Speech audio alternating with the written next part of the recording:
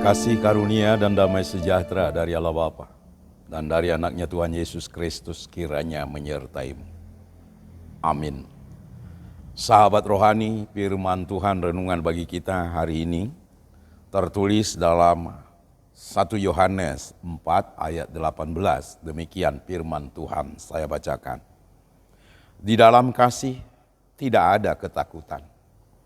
Kasih yang sempurna melenyapkan ketakutan, sebab ketakutan mengandung hukuman, dan barang siapa takut, ia tidak sempurna di dalam kasih. Demikian firman Tuhan. Kasih diwujudkan melalui perbuatan baik, melalui perbuatan yang menyenangkan hati orang lain. Oleh karena itu, jika kita perhatikan saat ini, dalam kehidupan kita, banyak sekali orang takut untuk berbuat baik terhadap orang lain. Karena apa? Karena bisa menjadi dimusuhi orang. Seperti misalnya, ketika seseorang melihat suatu peristiwa atau kasus, jika dia diminta menjadi saksi, agaknya dia berkeberatan untuk menjadi saksi, untuk memberikan bagaimana peristiwa itu terjadi. Oleh karena dibayangi rasa takut. Padahal kita telah diajari oleh Tuhan Yesus supaya kita hidup saling mengasihi. Dan kasih itulah menjadi bukti nyata atas iman percaya kita kepada Kristus Yesus. Oleh karena itu kita harus mengingat bahwa jika kita melakukan kasih dari hati yang terdalam kita, pasti akan melenyapkan rasa takut kita. Karena tidak ada di sana menjadi beban.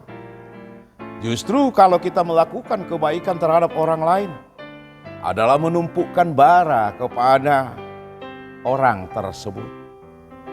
Dan kalau kita melakukan kebaikan kepada orang lain sebagai wujud nyata kasih kita, tapi yang jelas dari hati kita yang terdalam, kita tidak mengharapkan sesuatu dari dia. Karena itu tidak ada yang perlu ditakutkan untuk melakukan kasih tersebut. Ketakutan di dalam kehidupan kita karena kita dibayang-bayangi hukuman.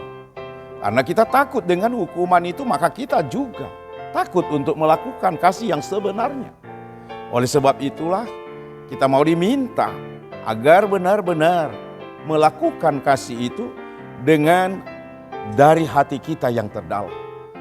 Bukan oleh karena ingin mendapat sesuatu sebagai imbalan daripada kasih yang kita lakukan. Atau bukan supaya dipuji orang, maka kita melakukan kasih kepada orang lain. Tapi kasih itu kita lakukan adalah berdasarkan iman percaya kita kepada Kristus Yesus. Karena Kristus telah memberi teladan kepada kita. Di dalam mengasihi itu ada pengorbanan. Dengan sendirinya kalau kita mengasihi orang lain, maka kita harus mau berkorban. Paling tidak mengorbankan perasaan kita, mengorbankan yang kita miliki. Dan oleh karena itu kita tidak perlu takut akan sesuatu hal, balasan dari perbuatan yang baik kita lakukan itu, yang didasari oleh kasih, perbuatan yang tidak baik dari orang terhadap kita. Tapi kita tetap melakukan kasih karena kita percaya bahwa itulah yang dikehendaki oleh Tuhan, supaya kita hidup mengasihi orang lain, tanpa dibayang-bayangi oleh rasa takut. Dan tanpa dibayang-bayangi oleh hukuman, tapi kita berbuat baik karena kita percaya kepada Kristus Yesus. Amin.